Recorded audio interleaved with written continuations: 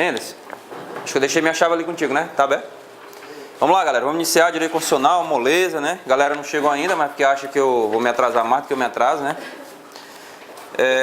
14 na realidade, né? Deixa eu botar 13. 14 questões constitucional. Essa lista é uma lista tranquila, não vai ter muita dor de cabeça, né? Eu pressuponho. Então acho que vocês fecharam aí os gabaritos. Vamos às questões, né? Constitucional, civil e direito administrativo. O mais difícil aqui é constitucional, civil e administrativo é batida demais, um assunto já totalmente virado e revirado, né? Luiz, rapaz, seja bem-vindo. Primeira questão, galera, qual é o gabarito? D de dado. Alguém marcou? Marcou o que, Marcão? Da D de dado. Marcou B, Rosa. Gardênio. Eu achei que era D. Aí depois eu fui fazer uma pesquisa. Não vai. Não, eu pesquisei. Eu achei Rapaz. que era D. E eu encontrei dizendo que era B. Ian, marcaste o quê? PGM BH, não foi essa questão? Foi, BH. Polêmica pra caramba, né? Muito polêmica. E o SESC manteve o gabarito. Letra B de bola. SESC manteve o gabarito, viu, galera? Vamos à leitura aqui. PGM-BH. O STF, foi FCC ou foi SESC lá? Não lembro. SESC. Foi SESC mesmo, né? Segunda fase hoje. O Supremo Tribunal Federal declarou a inconstitucionalidade de interpretação de norma que proíbe a realização de aborto na hipótese de gravidez de feto anencefálico, diante da omissão de dispositivos penais quanto àquela situação. Essa decisão visou garantir a compatibilidade da lei com os princípios e direitos fundamentais previstos na Constituição Federal. De acordo com a doutrina pertinente, nesse caso, o julgamento do Supremo Tribunal Federal constituiu sentença ou decisão aditiva, senhores. Olha, tem dois tipos macro de decisões quando nós entramos nesse tema. Decisões propriamente interpretativas e decisões impropriamente interpretativas ou, como a doutrina denomina, decisões manipuladoras, né, proferidas pelas cortes superiores. A decisão substitutiva é que é tida pela doutrina como essencialmente manipuladora. A aditiva, nem tanto. As duas estão no campo em que o Poder Judiciário dá um passo além da legislação para atuar como um legislador positivo, ora a partir de uma expansão de um entendimento, ora negando um entendimento para substituí-lo por outro. Tá? O que diz, doutores? O que é uma sentença manipuladora aditiva? É simples, galera. O órgão julgador interpreta uma norma e, interpretando aquela norma do ponto de vista constitucional, entende que naquele conceito não foi inserido um conceito que deveria constar da norma. Veja, o legislador, na sentença aditiva, ele alarga o campo de incidência da norma. Alarga o campo de incidência da norma. Só que nesse campo vai mais além, porque ele cria mesmo um postulado que não constava. Não seria propriamente, única e exclusivamente, uma interpretação extensiva, né? Porque na interpretação extensiva, um conceito permite, dentro de um conceito eu consigo inserir vários elementos. Aqui não, eu estou acrescentando um conceito a mais que, por isonomia, devia constar e não constou na norma. Então, essa é a noção de sentença aditiva. O órgão julgador amplia o âmbito de incidência da norma para constar na norma, pelo menos do ponto de vista interpretativo e da jurisdição constitucional, uma expressão que lá não estava. É o caso aqui, muito claramente, né, da questão do feto anencefalo. Não há essa previsão no Código Penal de exclusão da própria ilicitude e tipicidade quando o aborto ocorresse no caso de feto anencefalo. Só que o Supremo entendeu que, por isonomia, também deveria constar esse postulado, porque não há razoabilidade na previsão de outros conceitos bem mais comuns do que propriamente o conceito em que não há uma perspectiva efetiva de vida do feto. Então, seria realmente uma sentença aditiva. a sentença substitutiva ela vai além. O julgador declara inconstitucional um postulado da norma, veja, ele declara, isso aqui é inconstitucional. E, para a norma não ficar carente de eficácia, ele insere um novo conceito que deveria constar na norma. Por isso que se chama substitutiva. Dá um sentido diverso àquele em que o legislador, em tese, originalmente procurou estender. Diga, Fortinelli. No suprimento das omissões inconstitucionais. É justamente o campo, né, das sentenças manipuladoras, né? Isso, aquela decisão concretista. Elas caracterizam uma decisão manipuladora substitutiva. Eu entendo. Ele declara a omissão inconstitucional. Eu entendo que sim. E dá a solução adequada. Eu entendo que sim. No mandado de injunção ou na ação declaratória de inconstitucionalidade por omissão. Entendo que sim, mestre. Não vejo nenhuma incompatibilidade, não. O caso é perfeito. Boa tarde, Viviane. Eu vim aqui, acho que foi na hora de taxa de juros que o prêmio muda. Não sei se é aqui. Não lembro, Luiz. Mas o certo, galera, é o seguinte. Na aditiva, o cara simplesmente acrescenta um postulado que deveria constar por razões de isonomia. Na substitutiva, o órgão vai além. Declara inconstitucional um postulado e acrescenta um que ele entende pertinente, legítimo. É por isso que se diz que é uma decisão totalmente perniciosa ao Estado de Direito, porque é uma nítida invasão na competência dos órgãos legiferantes. O Poder Judiciário, ao contrário, exerceu o seu papel como órgão julgador na sentença manipuladora substitutiva. Essencialmente, ele está criando a norma. E indo além, né? Teve aquela do juros da desapropriação. Acho que é isso que o Luiz estava falando, né, Luiz? Que eu não me recordo propriamente. Deu um MP fixou em 6, supressão. Ah, sim, Zé, aquela escala, aquele período, né? E é 12. Foi. 12. Tomando como parâmetro a norma constitucional que foi revogada depois, não é isso?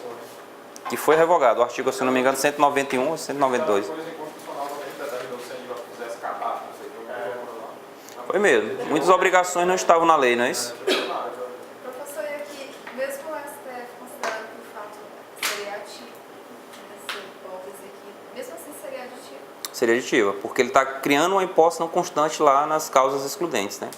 Eu fiquei com dúvida, porque assim, no momento que ele interpretando que seja ativo, que não se enquadrou ali. E não que estaria numa das hipóteses que seria permitido. Mas é porque, se nós olharmos bem, concordo, Daniel, contigo. É porque lá é muito taxativo, né?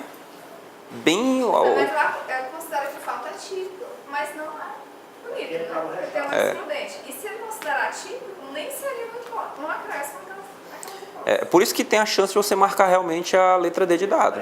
A de rechaço. Eu mudei porque eu fiquei curiosa e fui pesquisar. E aí vi que era, mas não concordei com esse bonito, né?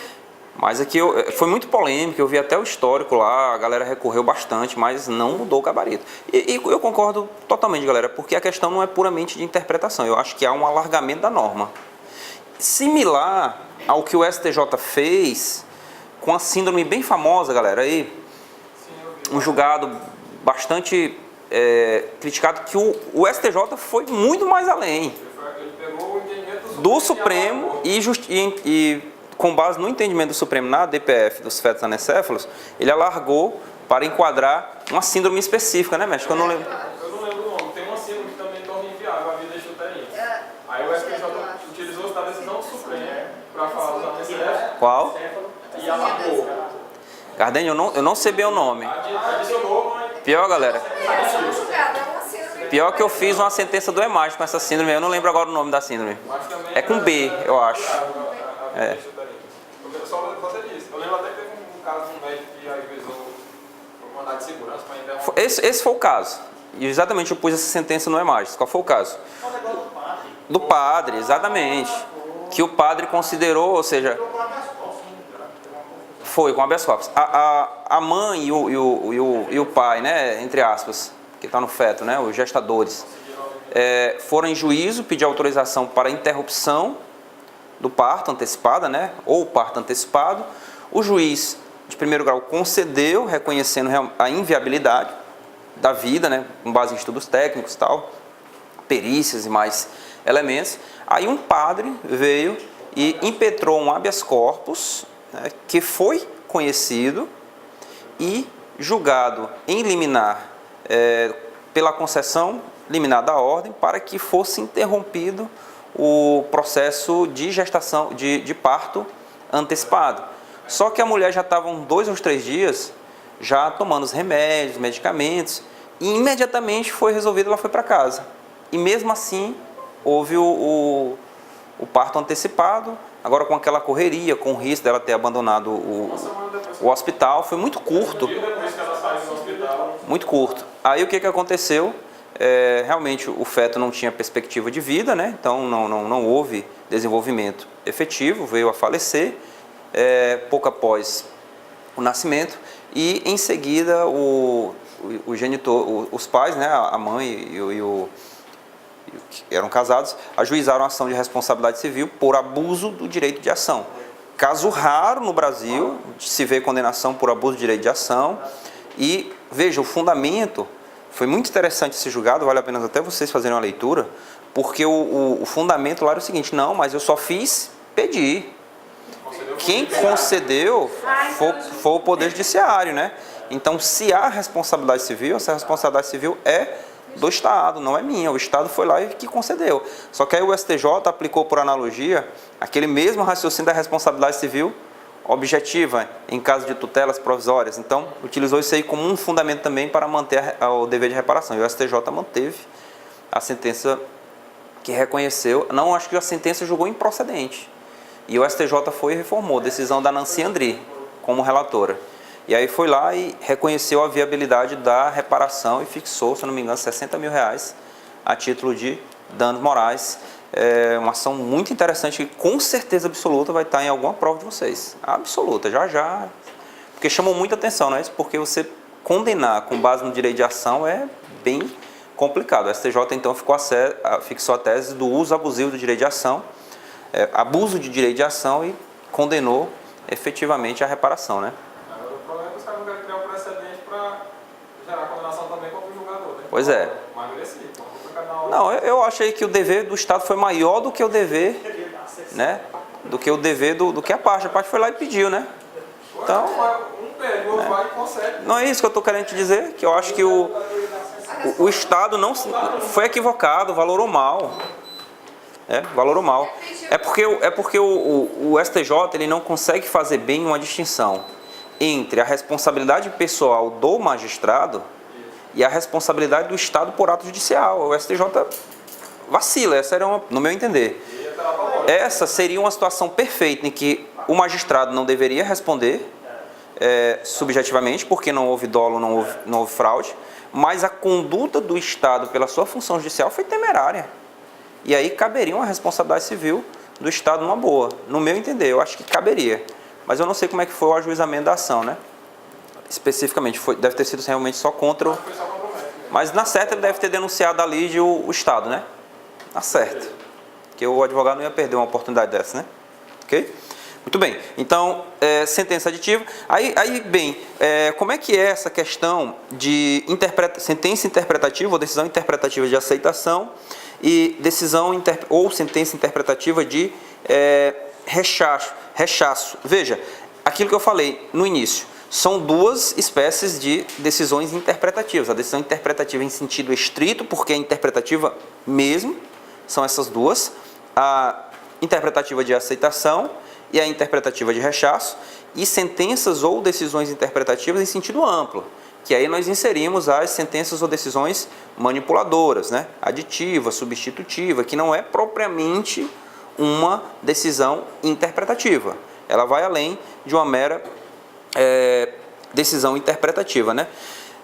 Rechaço é muito fácil, né, galera? A própria terminologia permite você chegar a uma conclusão, né? É simples, aceita-se um caminho interpretativo e afasta os demais, rechaça os demais. Eu diria uma interpretação conforme mesmo, mestre. A conforme você não exclui as outras, né? Você só não. diz que essa é condicional. Acho que ela vai de aceitação. Ela está mais de aceitação, né? É por isso que Na verdade, isso aí depende do ponto de vista. Porque se nós olharmos ao pé da letra, tanto a de rechaço quanto a de aceitação é a mesma coisa, galera. Só que num caminho inverso, né? Eu lembro que até um dos fundamentos para se dizer que na declaração de... na declaração interpretação conforme, inclusive não precisa obedecer a reserva de plenário por isso. Não. Não declara inconstitucionalidade de nenhuma interpretação. Exatamente. Diz que essa interpretação Alinha-se à Constituição Federal. Não nenhuma das outras. Ele só disse qual é a mais adequada. Faz sentido, Fontenelle. Mas não deixa de ser uma espécie, né? Preservando. Agora veja só. Tudo bem, rechaça essa. Opta-se por uma interpretação constitucional e afasta as demais, no sentido de que as demais interpretações são necessariamente inconstitucionais. É o Não é isso? contrário da aditiva, né? Não. A aditiva vai além. A aditiva vai além, mestre. É o contrário da decisão ou sentença interpretativa de aceitação. É a interpretação extensiva daquela história que o vereador queria que alcançasse. Mas não constou. Exatamente. É ativa, parece que nunca pensou nessa hipótese. Exatamente. Não existia na época. A evolução social, o desenrolar dos fatos, possibilitam uma mutação constitucional aditiva. É isso, e possibilita uma mutação constitucional positiva, né? Que a mutação constitucional ou ela é negativa ou ela é positiva. Nesse caso ela é positiva, porque ela traz um acréscimo à norma, né? Na época tinha hipótese, o legislador previu e incluiu. Exatamente. Não, essa não pode. Por inconstitucional, tirou. Ou não pode mais. Ou não pode. Por circunstâncias. É isso. É como se na interpretação de rechaço o julgador dissesse, o Supremo dissesse, olha, a interpretação só é válida se for nesse sentido. E aí rechaça todas as demais. Né? A de aceitação, não. Eu vou aceitar uma interpretação que se alinha à Constituição Federal. Os doutrinadores mais técnicos vão dizer que a única diferença substancial entre a sentença interpretativa de aceitação e a de rechaço é o grau de profundidade. Porque toda doutrina vai dizer que a sentença de aceitação, ela sempre vai decorrer do controle difuso de constitucionalidade, porque ela vai ser proferida em um contexto de superação de decisões de cortes inferiores.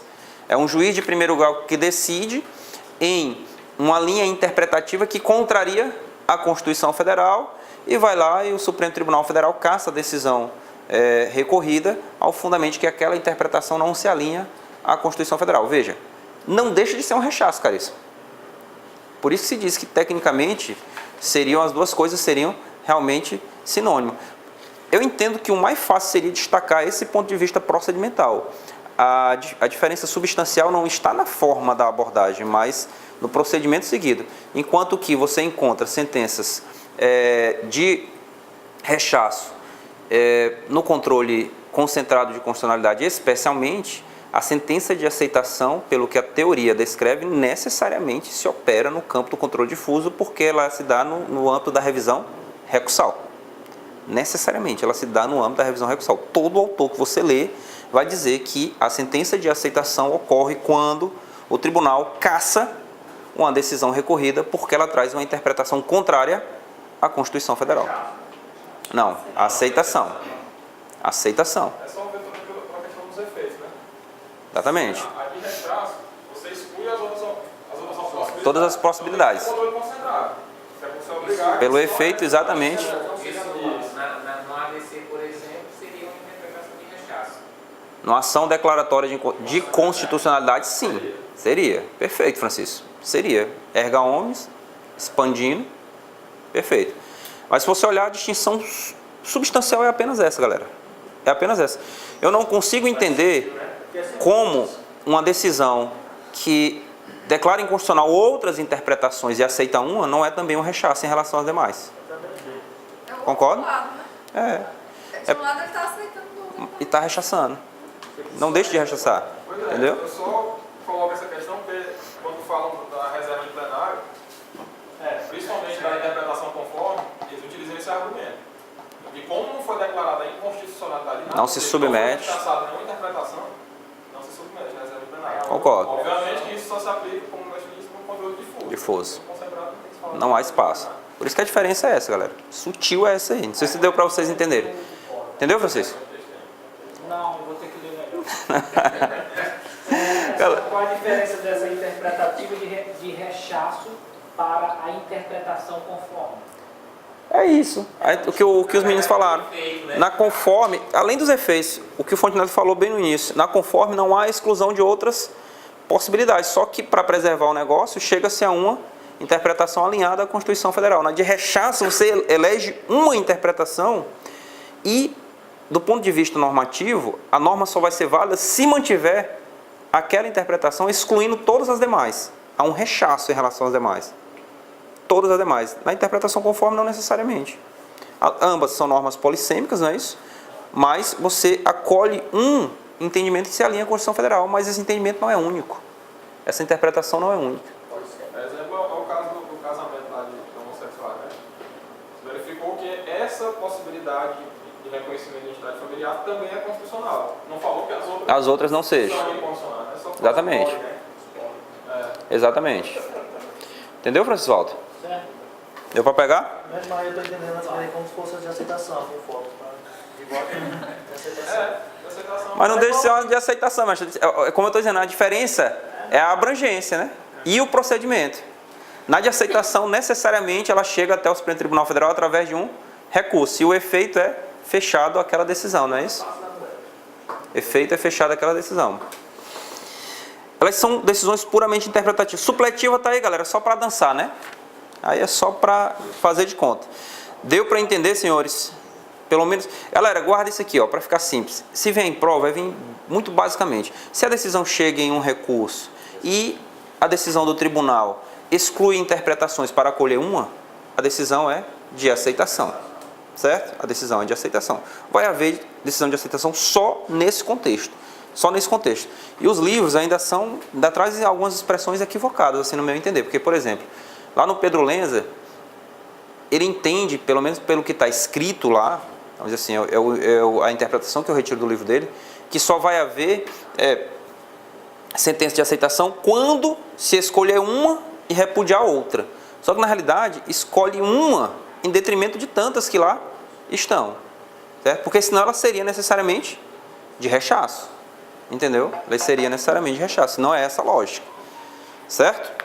Muito bem. E os meninos falaram muito bem. Essa questão das sentenças manipuladoras, ela se dá muito bem no âmbito da ação direta de inconstitucionalidade por omissão e da ação relativa ao mandado de injunção. Não é isso, galera? Não podemos nunca nos esquecer que a lei adotou a teoria concretista intermediária. Não é isso, galera? E veja, a adoção pela lei do mandado de injunção 3.300 pela teoria concretista intermediária é uma tentativa, né, caríssimos, de frustrar essas sentenças manipuladoras. Não é isso? Porque, veja, ela está dando uma possibilidade à lei, dá uma possibilidade para que o legislador ou o órgão omitente em relação à omissão regulamentadora pratique o ato. Então, a finalidade é o que, galera? Evitar sentenças manipuladoras. Porque aí o legislativo, por exemplo, não vai poder dizer que o Poder Judiciário está atuando como legislador positivo, etc. Porque a própria lei do mandado de segurança e, claro, a própria Constituição Federal já trouxe esse dever de agir por parte do legislador ou do ente que tem a iniciativa para o processo legislativo. Então, veja, não tenha dúvida, é uma forma de se buscar, acima de tudo, evitar sentenças manipuladoras. A adoção pela Lei 3.300 da teoria concretista intermediária. Porque primeiro ele disse, olha, resolva. Aí se você não resolver, aí é que o Poder Judiciário vai ser chamado a suprir a lacuna da lei, não é isso? Então não podemos esquecer disso. Lei 3.300. Veja que a Lei 3.300, galera, ela foi além do próprio entendimento do Supremo, né? Além não, ela deu uma freada, não é isso? No entendimento do Supremo Tribunal Federal, que entendia que se aplicava pura e simplesmente a teoria concretista. Não é isso? Se aplicava a teoria concretista. Só para eu fui perguntar, não certinho agora. Na lei do mandado de injunção que possibilita a concessão de liminar, né? Não, também não tem não. Então é na ADI, por omissão. É, na ADI. É na ADI. A lei do mandado de injunção não tem... não tem previsão de medida liminar, então ficar muito atento. A gente tem que raciocinar o seguinte, galera. Se nem na decisão definitiva, ele manda fazer, como vai ter uma liminar? Não, mas só aquela questão que tem nas... Para suspender, né? Suspensão dos processos. Pois é, seria viável, né? Mas não tem essa previsão. Tanto que a jurisprudência do Supremo Tribunal Federal, consolidadíssima, é pela impossibilidade de concessão de medida liminar em mandado de injunção. Não é isso? Pela impossibilidade, né? Talvez pela lei seria possível. Porque agora, com base na lei, aí o Fontenelle seria interessante a gente trabalhar no seguinte argumento. A jurisprudência do Supremo Tribunal Federal, os caríssimos sabem muito melhor do que eu, não admitia mandado de injunção quando a omissão fosse parcial. O entendimento do Supremo Tribunal Federal que o cabimento aí ficava para fins de ação direta de inconstitucionalidade por omissão. Aí agora vamos raciocinar o seguinte, ora, se antes não caber e agora a lei traz para a regulamentação parcial, a própria lei diz que é possível mandar de injunção quando a regulamentação for parcial, a lei está dizendo isso, o Supremo Tribunal Federal, se ele quiser declarar inconstitucional esse dispositivo, ele vai ter que declarar, mas a lei está aí, está dizendo que cabe mandar de injunção quando a regulamentação for parcial, agora seria possível determinar a suspensão dos processos para fim de isonomia, porque uma parcela vai estar beneficiada com aquele direito em razão da regulamentação e outra parcela não estaria sendo beneficiária daquele direito legítimo, tendo em vista que a regulamentação foi apenas parcial. A partir desse raciocínio, seria possível entender viável, como é viável na ação direta de inconstitucionalidade que questiona a regulamentação omissiva, possibilitar o medida liminar e mandado de injunção simplesmente para suspender a tramitação processual dos feitos. Só isso. Esse é um raciocínio possível, viu, Fontenelle? Mas a lei em si ela é totalmente omissa quanto à possibilidade de liminar e mandado de injunção. Okay? Ela não fala nem que pode nem que não pode. Ela é simplesmente omissa.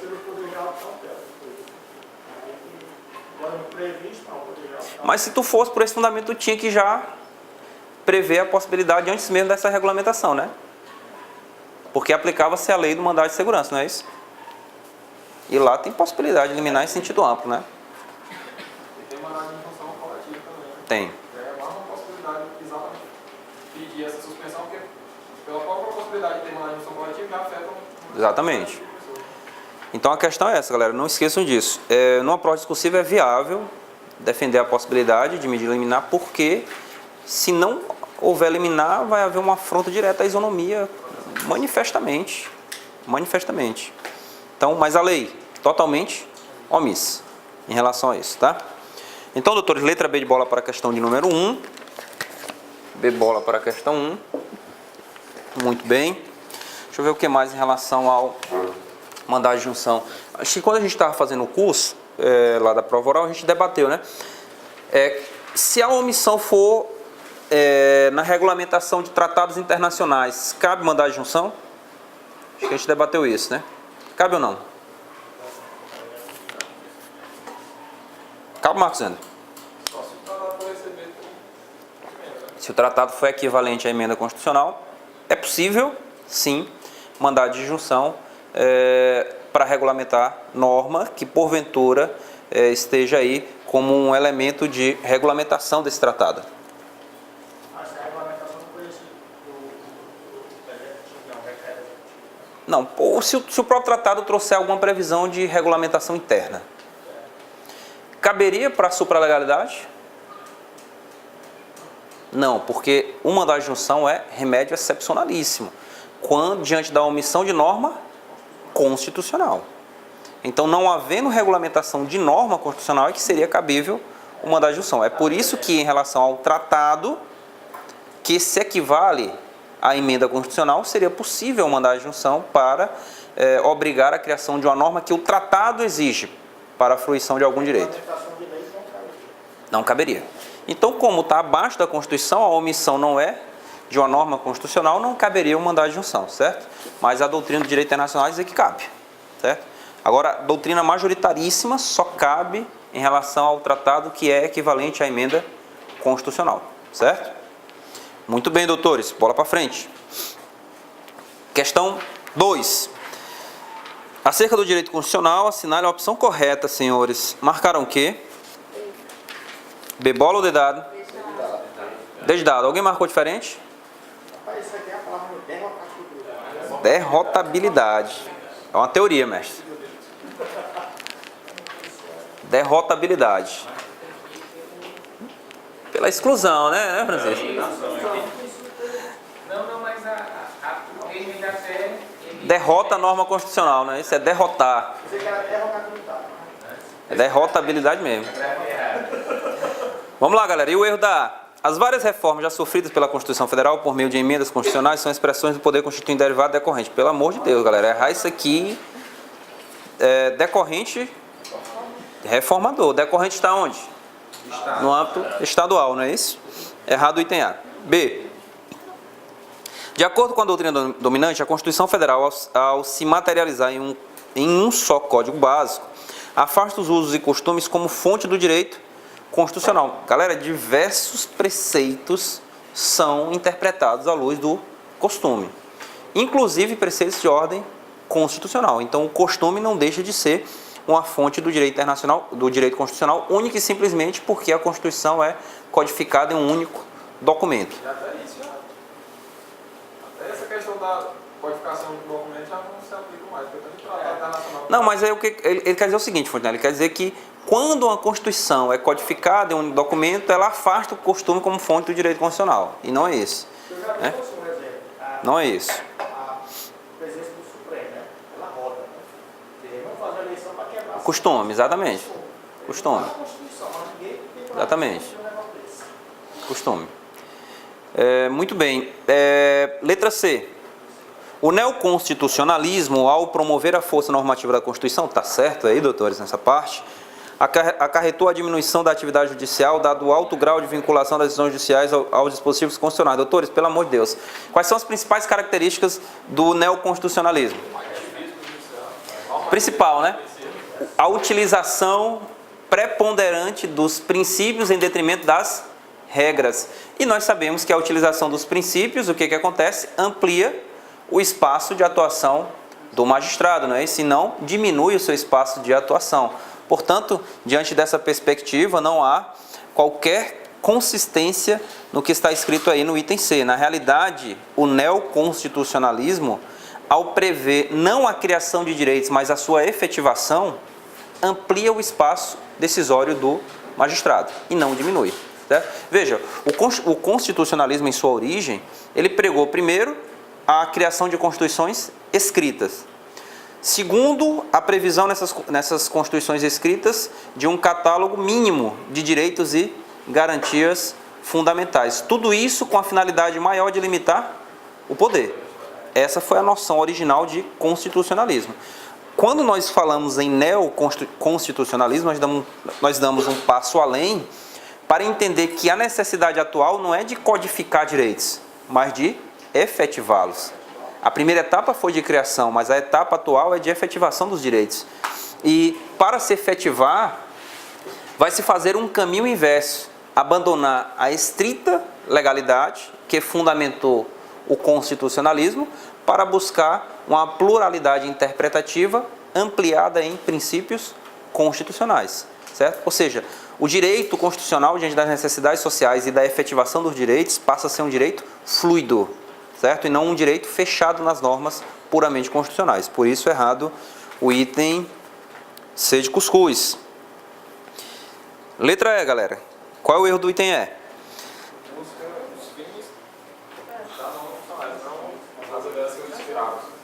A interpretação da Constituição sob o método teleológico busca investigar as origens dos conceitos e institutos pelo próprio legislador constituinte. Duas coisas, galera.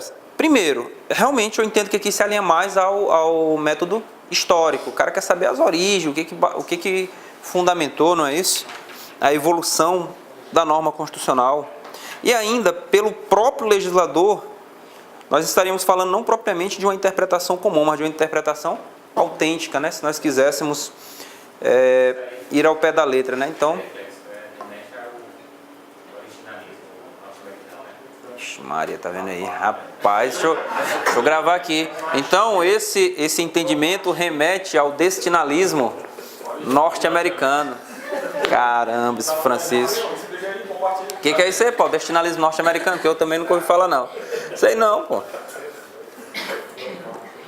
É porque isso está alinhado a normas estáticas, né? Toda vez que as normas constitucionais são estáticas, você busca a consolidação da norma, a finalidade em que ela é estabelecida, né? Mas diz aí, Francisco, eu não sei não o que é isso aí não, velho.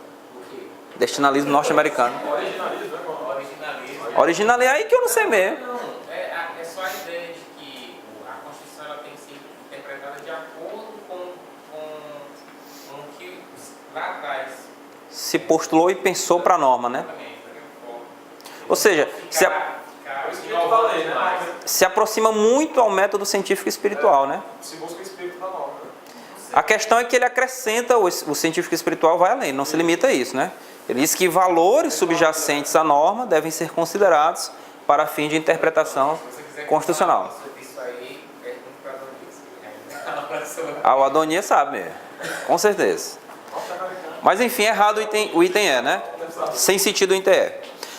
A derrotabilidade de uma norma constitucional ocorrerá caso uma norma jurídica deixe de ser aplicada em determinado caso concreto, permanecendo, contudo, no ordenamento jurídico para regular outras relações jurídicas, né? Perfeito, doutores. A teoria de quem? Hart, não é isso?